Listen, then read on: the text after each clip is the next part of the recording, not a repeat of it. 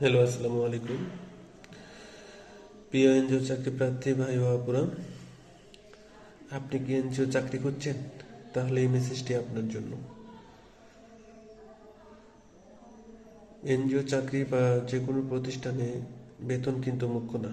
মুখ্য হলো আপনার এনজিও চাকরির কাজের পরিবেশ কেমন, প্রতিষ্ঠানের পরিবেশ কেমন। প্রতিষ্ঠানের পরিবেশ যদি ভালো হয় তাহলে আপনি ভালো কিছু করতে পারবেন এবং ভবিষ্যতে আপনি অনেক উপরে উঠতে পারবেন। স্যালারি ফ্যাক্ট না, কিন্তু সেই প্রতিষ্ঠানের যদি কর্মপরিবেশ খুবই খারাপ হয় তাহলে আপনি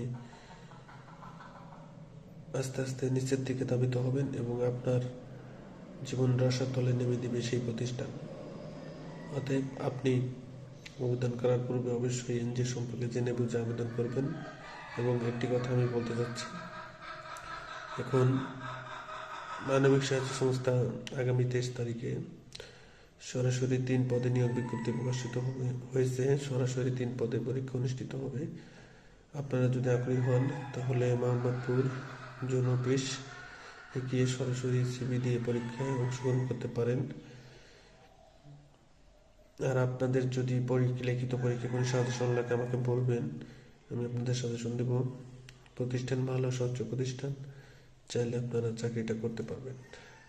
কোনো কিছু জানার থাকলে পেজে ইনবক্স করবেন, ইনশাআল্লাহ আমি তথ্য দিয়ে সহযোগিতা করবো। ভালো থাকবেন। আসসালামু আলাইকুম।